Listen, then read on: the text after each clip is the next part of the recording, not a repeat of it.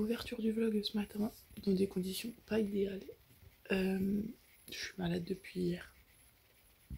J'ai une espèce d'angine slash sinusite comme j'ai à peu près une fois par an depuis que j'ai eu le Covid. Donc là c'est parti. Je pense que je suis tombée malade ce week-end parce qu'on est allé chez des amis qui chauffent déjà leur maison. Alors que nous on chauffe pas encore. Ça fait à peu près 18 dans la maison et on chauffe pas. Et eux ils chauffent donc il fait vachement chaud. Je pense que du coup le changement de température ça n'a pas aidé. Du coup la journée va être compliquée je pense. Là du coup ce matin comme d'hab mon petit café. Et du coup hier j'ai préparé une petite mixture pour ma gorge parce que j'ai la gorge en feu depuis hier. Donc là du coup c'est un sirop fait maison à base de miel et d'oignon. J'ai rajouté des huiles essentielles et cet après-midi on va en course donc je rajouterai du gingembre. Je vais voir si ça fonctionne ou pas. Je vais essayer parce que franchement aller chez le médecin j'ai pas envie. Puis de toute façon il va me filer des antibiotiques et je les prendrai pas. Donc voilà. En plus de ça aussi ce qui a pas dû aider pour que je sois malade c'est que comme je me suis opérée il y a 2 semaines, j'ai pris des antibiotiques il y a 2 semaines. Donc l'arrêt des antibiotiques, etc. Le changement de température, tout ça, bref. Une cata. Donc je vais déjà boire mon café, essayer mon petit sirop et on verra ce que ça donne.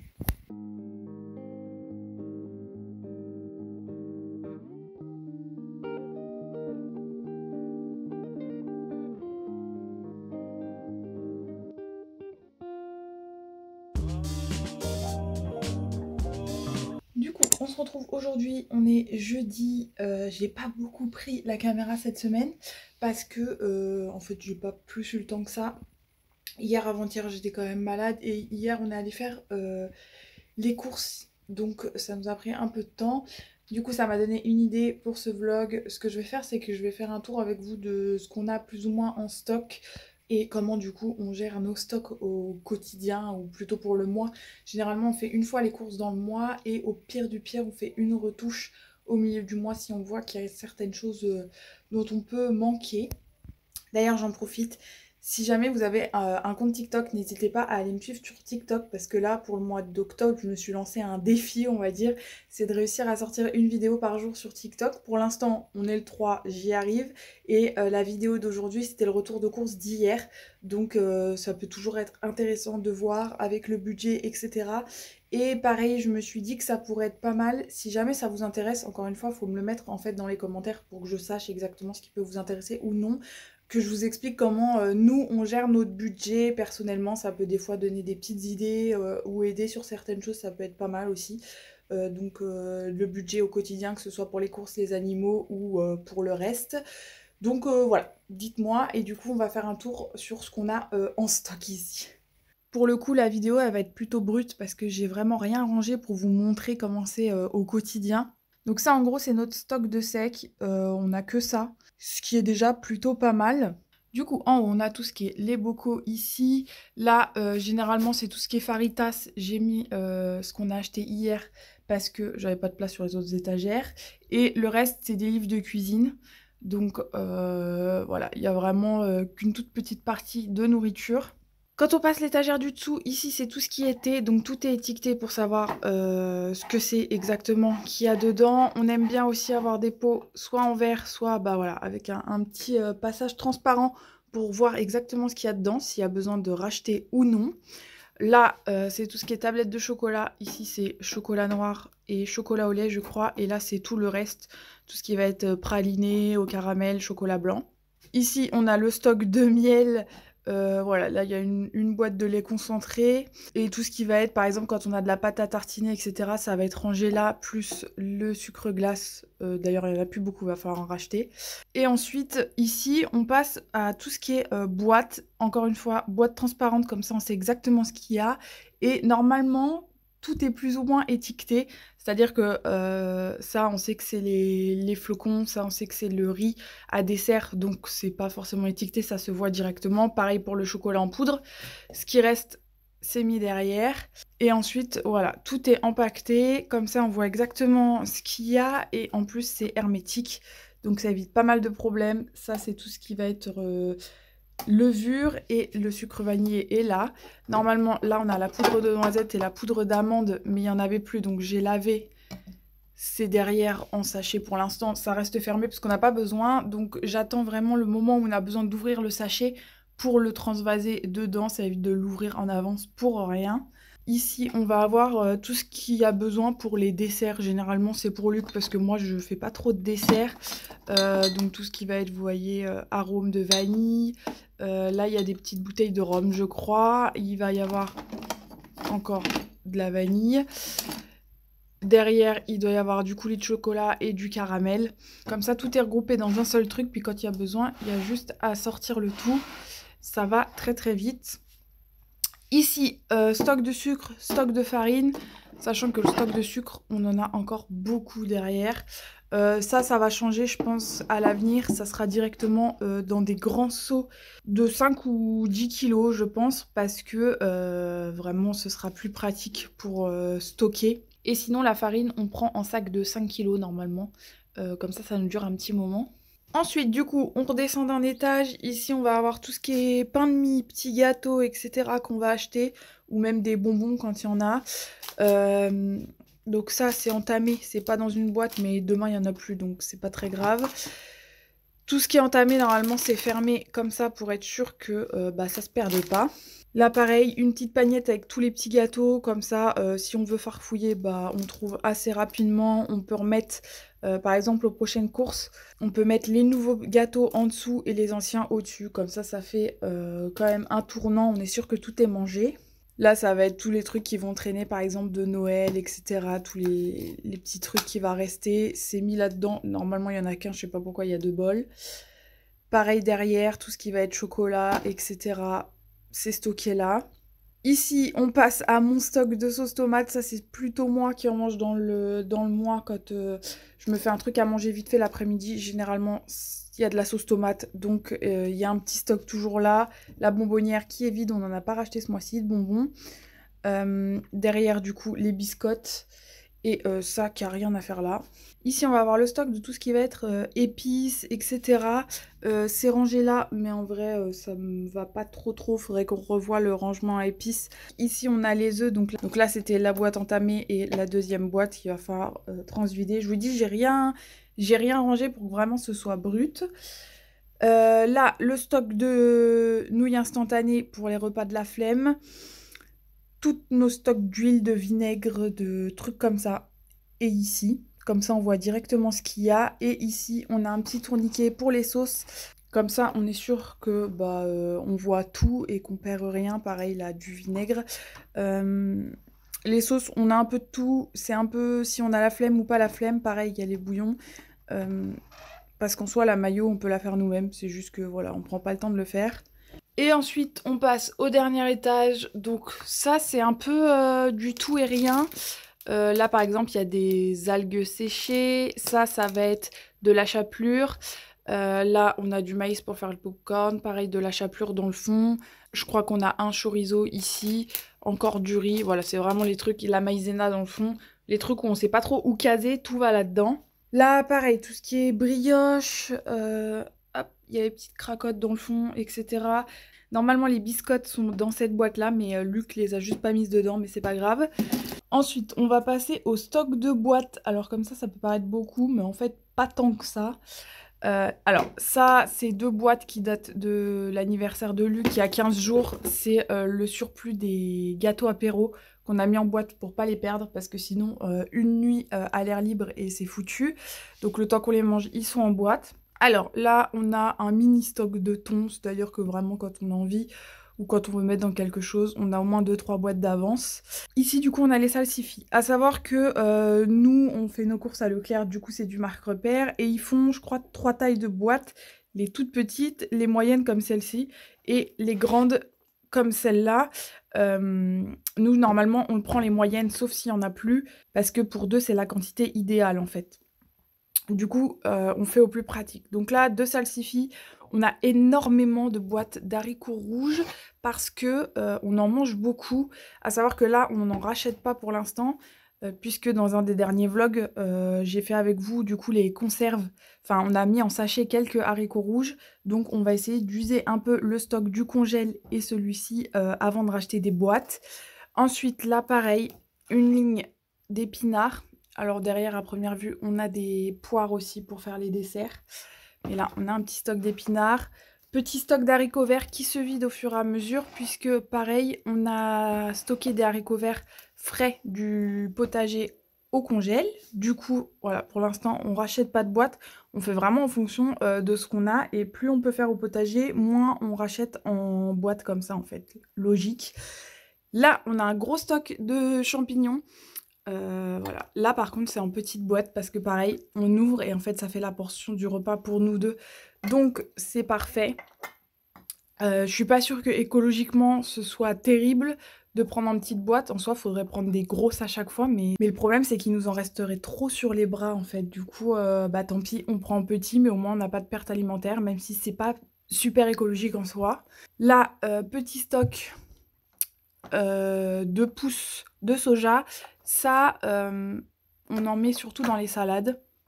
Du coup, là, on avait un petit stock pour cet été. Il va avoir le temps de se vider. Pareil pour le maïs. Le maïs, on n'en met pas que dans les salades, on en met aussi dans les préparations. Par exemple, si on fait du chili ou des faritas ou des trucs comme ça, on va en mettre. Donc, un petit stock et du pois chiche. Pareil, ça dépend de ce qu'on mange. Mais voilà, comme ça, on a un petit stock. Et là, par exemple, ce mois-ci, on a racheté 0 boîte. Donc voilà, ça permet que si jamais, donc là ce mois-ci c'est pas le cas, mais si jamais il y a un mois où on est en galère et on peut pas faire des courses correctement, et bah au moins on a un stock correct. Ensuite, du coup, là on a des sauces pour bah, quand on fait des pâtes, etc. Si on veut mettre des sauces, on en a quelques-unes. Là on a un petit stock de crème liquide. Alors la crème liquide, là on en a pas racheté, mais parce qu'on a oublié, normalement on en reprend tous les mois, au moins 3 petits pots comme ça. Voilà, comme ça fait un petit stock d'avance. Ça n'a rien à faire là non plus. Ensuite, ça c'est surtout pour Luc, c'est des petites pagnettes avec tout ce qui va être moutarde, etc.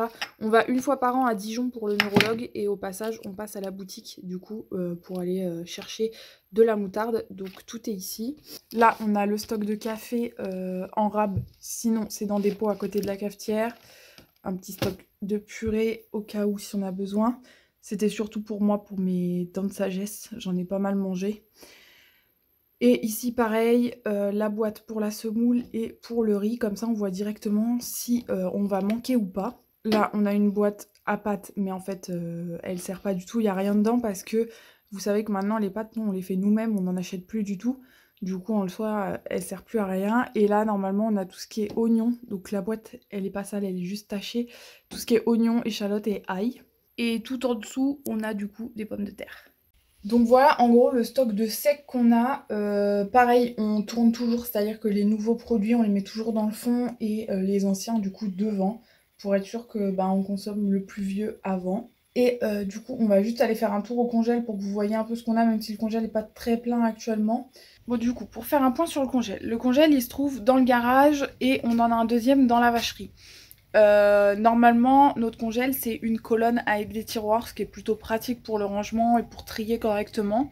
Là, actuellement, celui-là, du coup, la colonne n'est pas en route et il nous reste plus que le coffre, vous savez, les gros congèles en bac. Pourquoi ?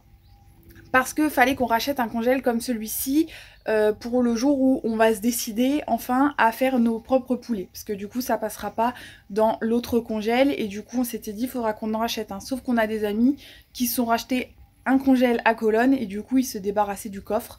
Donc on l'a récupéré et comme ils avaient un peu de nourriture dedans, le temps qu'ils récupèrent leur nouveau congèle, tout ne passait pas dans la colonne, du coup on a tout mis dans celui-là. Voilà, pour faire un résumé, je sais pas si on a tout compris, mais voilà le plus gros du gros. Et du coup on n'a pas retransvasé dans l'autre, pour l'instant on a gardé celui-ci. Donc du coup je vais vous montrer ce qu'il y a dedans. Le seul truc c'est que c'est pas hyper pratique niveau du rangement, c'est pour ça qu'on en voulait un, surtout pour les poulets, parce que les poulets, les ranger, on n'a pas besoin que ce soit mis dans les tiroirs correctement, etc. On pouvait mettre en coffre, c'était plus pratique. Donc je vous montre ça. Voilà la tête du congèle. Là, on a un petit bac où on met les trucs qu'on peut pas mettre dans le congèle tout seul. Par exemple, les buns comme ça, les glaces. On a aussi, je crois, de la mozza et les petits cubes de levure boulangère fraîche que nous, on met au congèle. Comme ça se perd pas. À savoir qu'au-dessus du frigo dans la cuisine, on a un tout petit congèle où, du coup, au fur et à mesure, les nouvelles glaces On les envoie là-bas quand c'est vide. Et il y a aussi les pains à burger dans le congèle. Parce que souvent on achète par 4 et comme on n'en fait que 2, bah, les 2 autres partent au congèle pour pas que ça se perde. Il y a aussi les pains à kebab et tous les trucs entamés, généralement ça finit dans le petit congèle, comme ça on les a sous la main. Et ensuite, voilà comment est plus ou moins rangé le congèle. Donc là, en dessous, on a une espèce de petite étagère. Il y a tout le pain qui est posé dessus. Et ici, en gros, tout là, on a les légumes. Ici, c'est les haricots rouges. Ici, c'est les haricots verts. Et ici, c'est les oignons qu'on a fait ensemble, du coup, dans les vlogs. Là, on a 2 sachets de fruits pour tout ce qui va être smoothie ou trucs comme ça. Ensuite, ici, on a toute la viande qui est triée par date. Donc ça, par exemple, c'est les derniers trucs qu'on a mis hier. Ce truc-là et les 3 là, c'est les derniers du coup qu'on est allé acheter hier. Donc ils sont au bout et sinon, les plus vieux sont là. Dessus, c'est marqué ce que c'est marqué la date, etc. Mais ça nous permet de savoir exactement où on en est dans la ligne de temps, quoi. Au bout là, on a les steaks hachés. On achète par barquette de 8 qu'on coupe en 4 et bah voilà, tout simplement. Et ensuite, là, c'est un peu plus le bazar parce que les sachets, c'est pas évident à ranger dans un bac comme ça. En gros, là, on a les boîtes. Je crois qu'on a une quiche, des petits gratins ici. Donc, tout est mis debout pour qu'on puisse voir exactement ce qu'il y a. Là, on a les pizzas. Pareil, là, on a du poisson. Et ensuite, ici, on a tout ce qui va être pommes de terre, frites, etc. Donc, on a quand même un sachet de nuggets. Et là, du coup, c'est tout ce qui est pommes de terre, frites. C'est un peu mis en bazar, mais en même temps, je peux pas trop ranger autrement. Et juste là, on a les légumes. Donc, c'est surtout du brocoli, des petits pois, des trucs comme ça qui sont stockés en surgelé.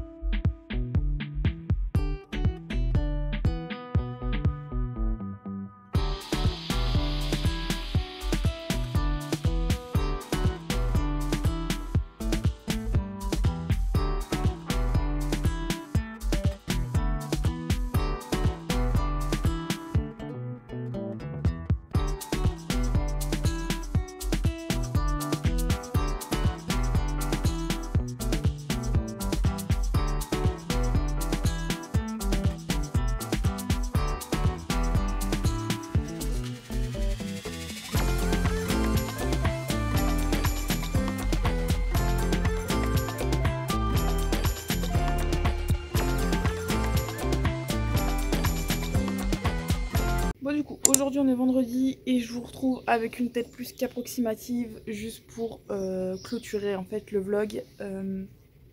Cette semaine ça a été compliqué, entre le fait que j'étais malade etc. et le mauvais temps qu'il y a eu. Aujourd'hui forcément je clôture, il fait beau. Du coup ouais, je pense que le vlog sera pas très long. C'est pas grave, je vais essayer de me rattraper sur le vlog de la semaine prochaine. Pour information, le sirop que j'ai fait en début de vlog, il fonctionne super bien, par contre il faut le prendre correctement. Hier après-midi je l'ai pas pris et ce matin j'ai mal à la gorge alors que hier j'avais plus rien. Donc franchement il fonctionne plutôt bien. On va le tester sur Luc le jour où il sera malade pour être sûr que c'est pas que moi et que ça fonctionne vraiment. Et au pire je vous en redirai des nouvelles à ce moment-là. Du coup je vais clôturer là. J'espère avoir un peu plus de contenu etc. pour la semaine prochaine.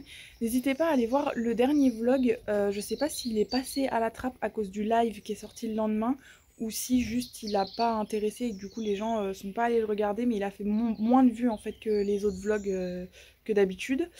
Du coup n'hésitez pas parce que du coup ça change un peu du contexte de d'habitude. On est sorti un peu avec Luc et du coup on a filmé un peu toute notre semaine. Du coup voilà, n'hésitez pas à aller le voir si vous l'avez toujours pas vu parce que bah il est passé à la trappe. Comme le live est sorti le lendemain, peut-être que le live s'est affiché en priorité, j'en sais rien. Bref, du coup n'hésitez pas si vous allez le voir à me dire si il vous a plu, etc. À me dire si ce vlog là vous a plu aussi. Je vais essayer de faire des efforts sur le montage et le contenu aussi parce qu'on arrive quand même au 100e vlog et j'aimerais faire un truc un peu plus propre, encore un peu plus de qualité. C'est pour ça aussi que je filme un peu plus avec le téléphone parce que je trouve que la qualité est meilleure qu'avec la caméra. Donc voilà, en fonction de ce que j'ai à filmer, je filmerai certaines choses avec le téléphone. Enfin voilà, du coup je clôture là et je vous dis à vendredi prochain dans le prochain vlog.